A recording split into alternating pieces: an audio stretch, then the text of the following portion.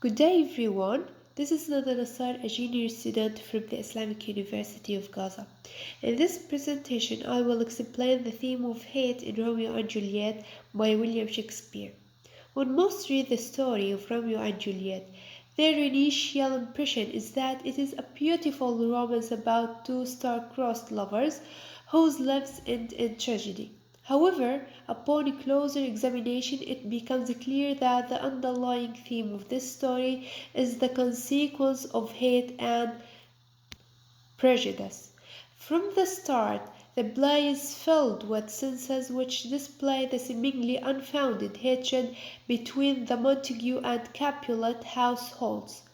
This hatred is what keeps Romeo and Juliet from being together and is what ultimately brings their deaths. The first scene in this story is also the first example we see of the hatred the Montague and Capulet families have for each other. The word hate is used 11 times in this play. On average, it appears only 2 or 3 times in other Shakespeare plays, and it is hatred that drives to conflict in the first half of the story. The first mention of it comes from Tybalt. He says, "What John and talk of peace, I hate the word, as I hate hell, all Montagues and thee." Tybalt is the most active in pursuing the ancient grudge against the Montagues that's mentioned in the prologue. He is prejudiced, literally one who prejudges his people. He hates all Montagues irrespective of their individual qualities, and he hates Benvolio for being associated with them. But hate does not exist in isolation, as Romeo Point said. It sometimes exists because of love. When he sees evidence of a fight between the Montagues and the Capulets, he says, "Here's much to do with hate, but more with love." Why then, O brawling love, O loving hate, O anything of nothing first create? The second line means that both love and hate seem to be created out of nothing. Juliet also explicitly acknowledges this contradiction when she discovers that Romeo is a Montague. She says, "My only love sprung from my only hate." His 13-year-old girl talks in absolute. She knows that she only hates Montagues as a group, but now discovers that she loves a specific Montague.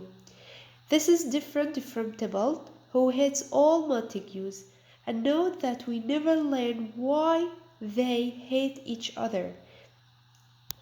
This is a learned prejudice. Tybalt's hatred is so absolute that he cannot forgive.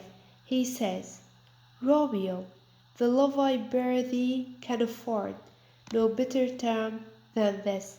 Thou art a villain." Tybalt's antipathy toward the Montagues cannot be overcome. Antipathy means a deep-seated hostility toward someone or something. So his antipathy toward the Montagues means he kills Mercutio and then he is killed himself by Romeo. This in turn means that the hatred continues, and this place is Juliet in a quandary.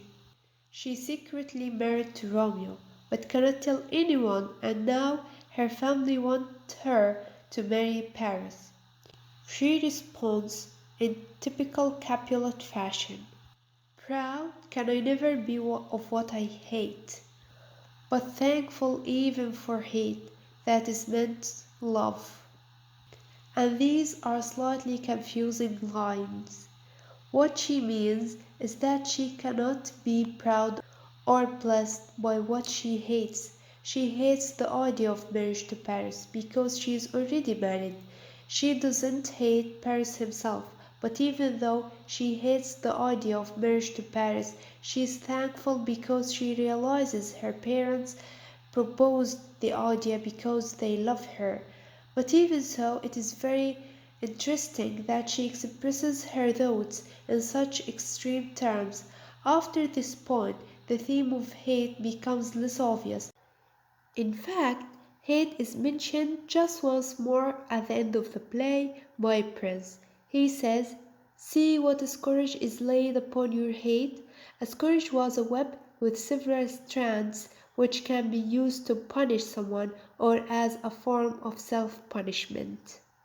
So, as we notice, the theme of hate is as important as the theme of love in this play.